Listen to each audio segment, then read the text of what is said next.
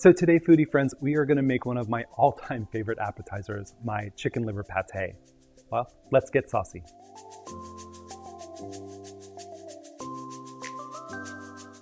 All right, foodie friends, so my chicken liver pate, super creamy, super delicious, packed with nutrients like vitamin A and iron. So let's jump right in. Over to the stove, I have a pan here over about medium heat, and I'm gonna add in some olive oil and butter to that. And next we're gonna throw in some crushed garlic cloves. I just crushed some garlic cloves with my knife. I have probably, I think 8 or 9 cloves of garlic here. You can do a little more or a little less. I will probably judge you if you do less than that, but whatever you like, whatever you think your flavor is gonna be.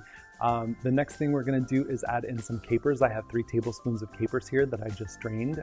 And then we're gonna also add in some anchovy fillets. Now I'm using about 5 or 6 anchovy fillets. Don't worry, you're not gonna be like tasting super anchovy fishy flavor. It's just gonna give like a nuttiness and kind of a saltiness in the background along with those capers. So we're just gonna let this saute down in that olive oil and butter until everything kind of softens up, the garlic gets nice and soft, and those anchovies kind of melt into that butter and olive oil. And the next thing, then we're gonna go ahead and add our chicken livers. Now I have here a pound of chicken livers that I just rinsed really well and drained. And then if you see any like large pieces of fat or connective tissue still on those livers, you wanna go ahead and clean that up, because that's gonna lend that kind of super metallic, over irony taste that a lot of people kind of think liver has. So we wanna kind of get rid of as much of that as possible. Now, I'm gonna go ahead and saute these livers for a minute or two, start them cooking, and then we're gonna add in about 3/4 of a cup of dry white wine. I just happen to use a Pinot Grigio here, but any dry white wine will work. Something that you would drink though, because you're concentrating that flavor a little bit, so you don't want something that's not gonna taste good. And we'll let that cook for another minute or two, and finally we're gonna add in some whiskey. So I have just like a tiny, one of those tiny little nip bottles of whiskey, maybe 2 tablespoons or whatever. So we're just gonna add that in there, and we're gonna continue to let this cook and reduce down for about 5 or 6 minutes. Now, once that is done, we'll add a little bit of salt and pepper, or I added a little bit of salt and pepper, you know, to that before.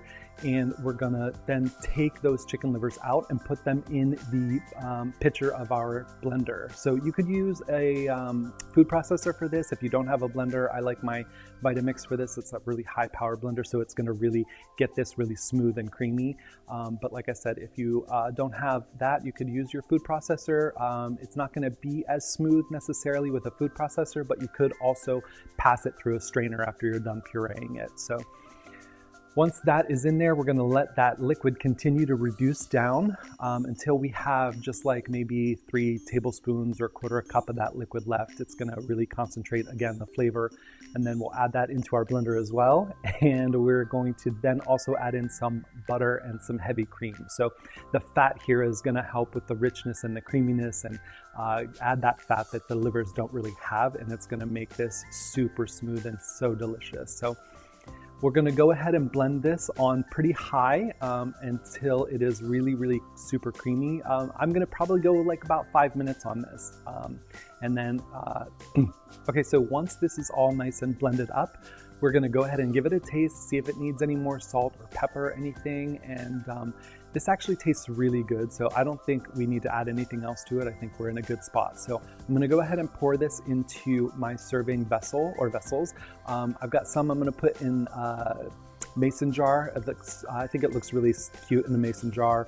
Also, you can put the lid on tight, and you can actually freeze that right in that jar because it's airtight if you wanted to freeze it for, like, you know, later on if you've made too much or whatever. But it freezes well. It might change the texture slightly, but that's okay. You can give it a good stir and it should come pretty well back to where it was. We're gonna make something to serve this with, so I'm gonna go ahead and place these 2 containers in the fridge. Now, I'm not gonna cover them because this was still pretty hot, and I don't want them to sweat and cause any extra moisture to get in there. So I'm gonna pop them in the fridge uncovered for a little while, just until they chill down, and then I'll put the lids on. Now, if you don't have a tight fitting lid for whatever you put them in, you may want to put a piece of plastic wrap directly on top of the pate so that it doesn't get dried out on the top. But anyway, so pop those in the fridge, and then to go with our pate, I like to do sweet balsamic onions. So I have just 2 onions here, 2 yellow onions that I cut in half and I shaved really fine on my mandolin. Now, if you don't have a mandolin, you've got a really sharp knife, go ahead and just slice them as thin as you possibly can. We're gonna place those into a saute pan with just a little thin coating of oil on the bottom. I basically just kind of put a little oil in there and rubbed it around enough to really cover the bottom of it because we don't want it too oily. So onions are in there. We're gonna throw some salt and pepper in there, and then we're gonna put a lid on it and let them kind of sweat down. So they're gonna get soft, they're gonna release a lot of liquid. We don't wanna get too much color on them. We're not caramelizing them. We just want to sweat them down. And then once they're nice and soft and they look really good, we're gonna go ahead and add in some balsamic vinegar. Now, I use an aged balsamic because that's what I had, but I mean, you don't have to use an aged balsamic. Regular balsamic is great because we're gonna add some sugar to this too to kind of sweeten it up. This aged balsamic is already a little sweet because it's aged, so I'm not gonna add probably as much sugar as I normally would, but we're only gonna add like maybe a tablespoon or 2 of sugar. And let that continue to cook down until it's like a really jammy consistency. It looks so good, and we're gonna then place it off to the side and let it cool. And once it's cool, we will come back and we will taste our pate. All right, foodie friends, so we're back. This is our pate all set up here on my plate. Now, you wanna chill that down for, I would say, 3-4 hours. Overnight would be even better if you could. You want it to kind of firm up a bit. It's still gonna be really creamy and spreadable and delicious, but here you can see what I've done with it in the little crock here, and then our sweet balsamic onions on the side. I've topped it with some chives, but I've also put some more chopped chives on the side, so if you're not getting that top layer, you can add a little bit more if you like. So I've also got some bread here, some grilled bread. So I just have like an electric grill. So I just kind of brush these with a little bit of olive oil and grilled them on both sides just to get some nice grill marks and kind of, toast them up a bit. So let's go in and get some of our pate here. Look at how dreamy and beautiful and creamy that is. We'll spread that on our toasted bread. Now again, like I said, if you wanted to add some of these extra chives, but since I got the top layer, it's already got those chives in there, so I don't need to do that. And then I'm just gonna put some of my balsamic onions on top of this as well. Spread those across the top. And I mean, that looks so good, you guys, right? That looks amazing. I'll give that a quick taste.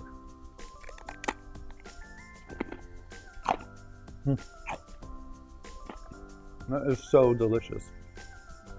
It's super creamy. You get like that background of the garlic and the capers and the, nuttiness of the anchovy, but it's not like in your face. With that toasted bread, that crunch, with the contrast of that creamy pate is so delicious. And those sweet balsamic onions add just the right amount of sweetness and a little bit of tang from that balsamic still too in there. This is so good. Makes a great appetizer. Having a party, next year for the holidays. I know we're past the holidays right now, but next year for the holidays, this would be great for your table. So nutritious, like I said, all that iron and vitamin A in there. So good for you. And, just delicious. I mean, if you're scared of chicken livers or liver in general, I want you to give this a try, guys. I'm sure you're gonna love it. Please let me know if you do. Let me know if you serve it with anything else. Some cornichons would be great with this. Even a little bit of Dijon. Kind of anything sweet or sour would be great with this. So anyway, guys, as always, the description box below will have a link to the full written recipe. Thank you so much for joining me here on Getting Saucy with Chef Lynn.